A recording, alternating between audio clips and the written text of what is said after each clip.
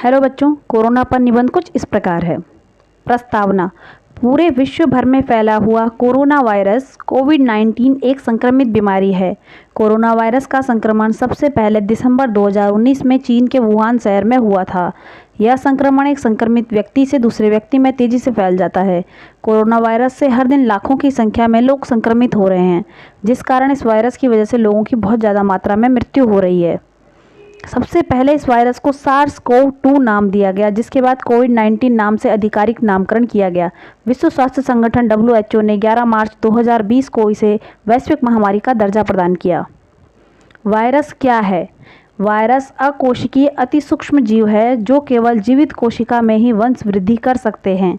यह नाभिकीय अम्ल और प्रोटीन से मिलकर गठित होते हैं। शरीर के बाहर यह मृत समान होते हैं, परंतु शरीर के अंदर जीवित हो जाते हैं।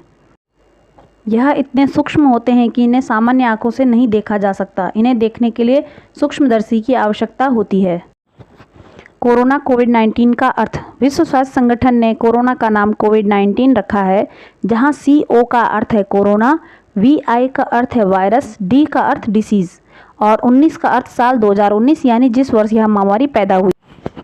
कोरोना के लक्षण। बुखार, सर्दी और खांसी, नाक बहना, गले में खराश, जुखाम, शरीर में थकान, सांस लेने में दिक्कत प्रमुख, मांसपेशियों में जकड़न, लंबे समय तक थकान। गंभीर मामलों में बहुत ज़्यादा परेशानी होने पर किडनी फेल होना और मौत भी हो सकती है। कोरोना वायरस कैसे फैलता है? कोरोना वायरस का आकार इतना छोटा है कि इसे नॉर्मल तरीके से देखना संभव नहीं है। इसे देखने के लिए माइक्रोस्कोप का प्रयोग करना पड़ता है, तब जाकर बहुत ही बारीक आकार में यह वायरस नजर आता है। जब कोई व्यक्ति खांसता है, थूकता है या फिर छींकता है तो इसके बारीक कण हवा में फैले वायरस किसी अन्य व्यक्ति को संक्रमित कर देते हैं। अगर कोरोना संक्रमित व्यक्ति ने किसी चीज़ को छुआ है और उसके बाद किसी दूसरे व्यक्ति ने उस चीज़ को छू लिया तो उसे भी कोरोना आसानी से हो जाता है। कोरोना वायरस के संक्रमण से कैसे बचा जा सकता है? कोरोना से संक्रमित क्षेत्र में जाने से बचें, हाथ मिलाने से बचें, अपने मुंह और नाक को अच्छी तरह से मास्क से ढकें, समय समय पर हाथों को सैनिटाइजर या साबुन से कम 20 सेकंड तक धोएं, बहुत आवश्यकता ना हो तो बाहर ना जाएं, अपने मुंह को बार बार ना छुएं, 2 गज की सामाजिक दूरी बनाकर रखें।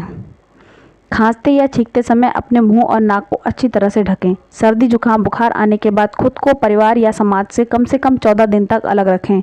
हमारी जिम्मेदारी है कि हम सरकार द्वारा सूचित नियमों का सख्ती से पालन करें और देश को कोरोना से बचाएं। आदि उपायों का सख्ती से पालन करना चाहिए।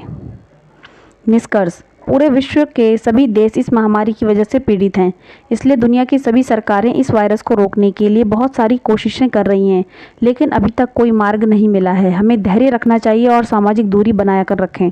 सरकार द्वारा लगाए गए नियमों का पालन करें और डॉक्टरों पर विश्वास रखें। कोरोना संक्रमण के कारण पूरा विश्व मानो थम सा गया है। इस समय हर देश के नागरिक को अपना आत्मविश्वास बढ़ाना चाहिए, क्योंकि ज़िंदगी में मुसीबतों से ना घबराकर उनका सामना करने वालों को बाजीगर कहते हैं।